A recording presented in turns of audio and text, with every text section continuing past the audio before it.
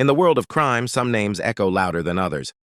Names that terrify governments, captivate the public, and shape history itself. Among them, one stands above all: Pablo Emilio Escobar Gaviria, a man who built an empire of unimaginable wealth and violence, and whose shadow still lingers long after his death.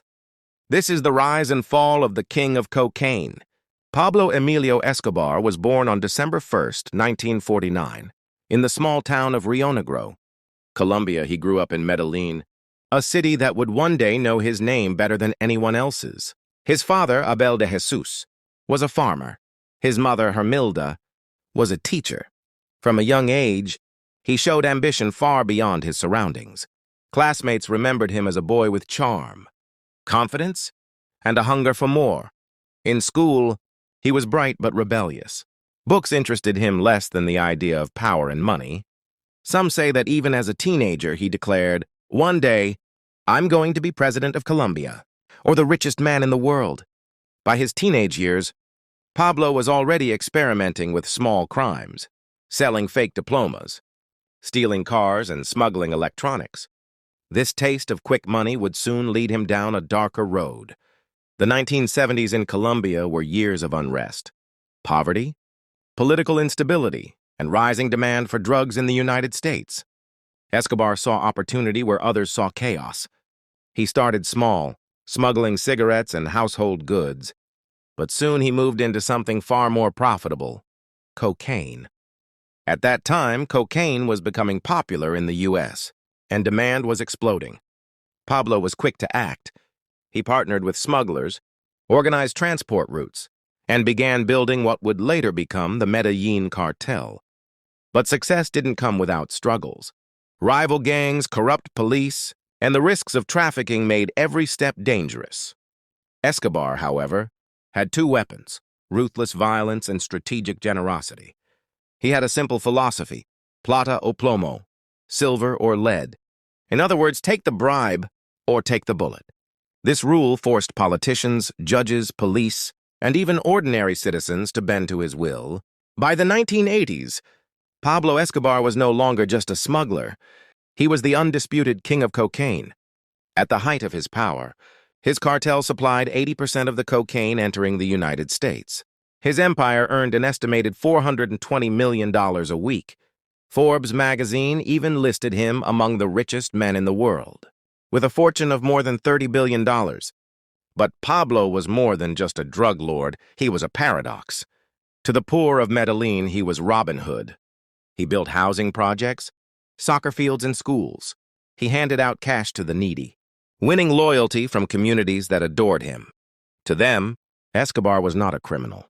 He was a hero who gave them hope. Yet to the government and the world, he was a terrorist. His cartel unleashed a wave of assassinations, bombings, and kidnappings. Judges, politicians, journalists, and police officers were gunned down in broad daylight. His fame was global. Hollywood spoke of him. The DEA hunted him, and his name became both legend and nightmare. Pablo Escobar changed Colombia forever. His wealth and violence destabilized the nation. He bribed politicians at the highest levels and murdered those who resisted. His war against the Colombian state killed thousands. Airliners were bombed. Police stations were attacked.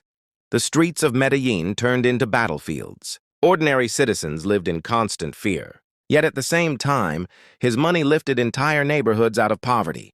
In Medellin's poorest communities, people still call him a saint, visiting his grave and thanking him for giving them homes and opportunities. This duality, savior to some, monster to others, is what makes his impact so complex. He became not just a criminal, but a symbol of power, corruption, and the dangerous allure of wealth. Behind the empire, Pablo Escobar was a man of contradictions. He married Maria Victoria Henao when she was only 15. Together, just to see her smile. But his personal life was also full of affairs, mistrust, and paranoia. He kept multiple mistresses and lived in constant fear of betrayal. His lavish estate, Hacienda Nápoles,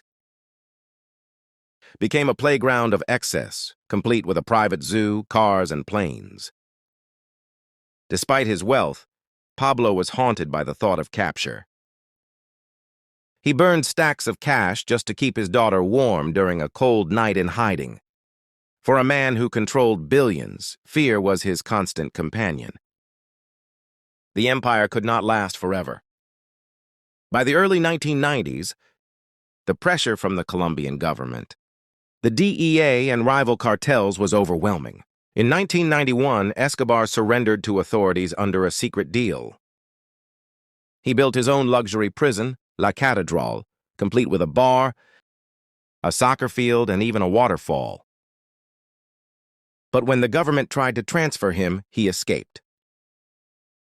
The world's most powerful drug lord was now a fugitive. Just one day after his 44th birthday, but even in death, his legacy lives on. To some, he remains a murderer who destroyed Colombia.